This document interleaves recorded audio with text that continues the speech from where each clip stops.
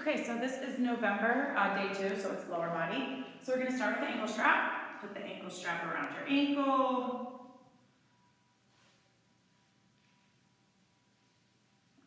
Make sure the Velcro is hooked nice and tight on all the hook and loops. And then put the cable. Okay, so we have 4 moves. Each move is going to be 30 seconds, and we're just going to do 1 time each leg.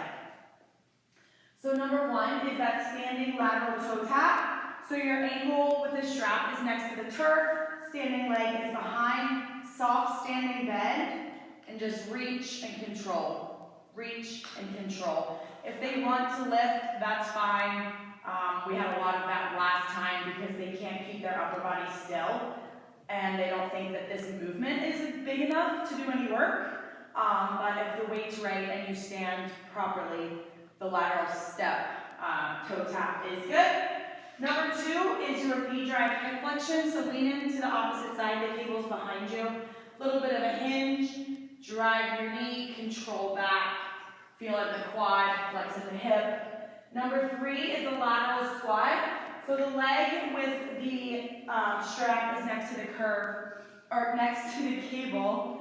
You're going to sink, it's a lateral squat walk, so work happens on the way out to the adductor, and work happens on the way in as you control the weight. So step, just alternate, they can do 2 steps if they want, but stay nice and low in your squat.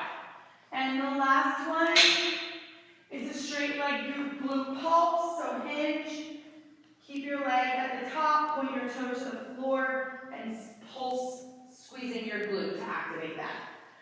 So you have the standing lateral toe tap or step.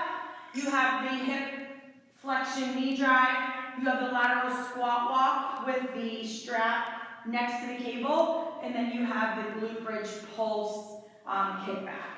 2 rounds, 30 seconds one side, switch, put the strap on the other for 30 seconds the other side.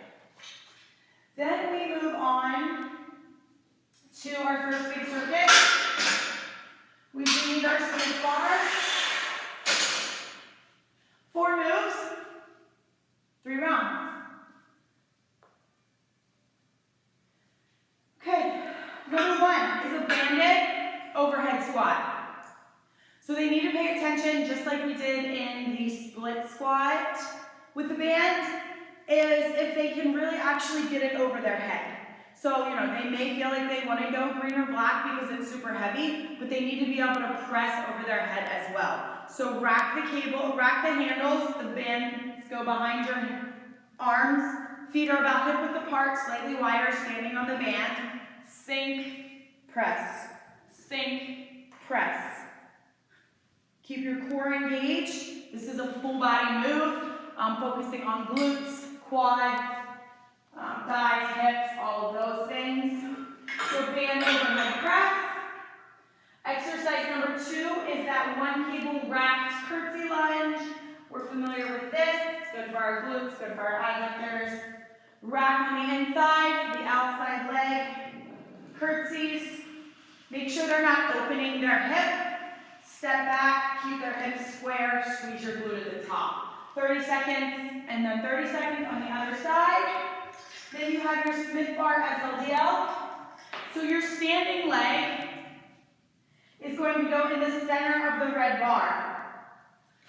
Hands are shoulder width, lift to the top, engage your core, pull your shoulder blades back, hinge, snap and squeeze. Hinge, snap and squeeze. Try to get them to focus on keeping that toe to the floor, not opening that hip. Snap and squeeze. 30 seconds each leg. And then the last one is a speed skater. So just like the curtsy lunge, we're curtsying back, reach. They can go as fast or as slow. They do not have to jump. Reach to the floor with the opposite hand, pressing off that outside bent knee. 4 exercises. Your band overhead squat, your 1 cable racked curtsy lunge, your SLDL with the Smith bar, and then speed skaters for 3 rounds, 30 seconds each. And then we are done with the bar.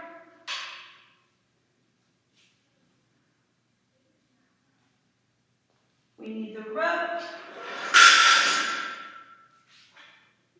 You have 4 moves. You are going to do each move twice and then move on to the next. Number 1 is mini band straight arm pulses. So last month we did the bus driver. This month, pulse. 30 seconds, shoulders down from your ears, and pulse, pulse, pulse. Exercise number 2 is a seated, supinated 2-arm row. So they are going to sit down, grab the red handles, pull their shoulders down and back. Their palms are up. This is going to hit their back and their triceps. Nice and tall, both arms, palms up, no rotation, shoulders down from ears as you row. 2 times for that one. Exercise number 3 is that tri-placement push-up. So you are in a narrow push-up, a little bit wider, and then widest, and then back in. 3 positions. Okay? Narrow tricep, a little bit wider, really wide chest, and then work your way back in. And then we have a straight arm row pull down. Hinge, keep super straight arms, flat back, exhale as you pull. Okay? So, mini band straight arm pulses, seated supinated 2-arm row, tri-placement push-up, and then the straight arm pull with a rope. 2 times each move, then we move on. So the rope goes to the bottom. TRX handles at about shin.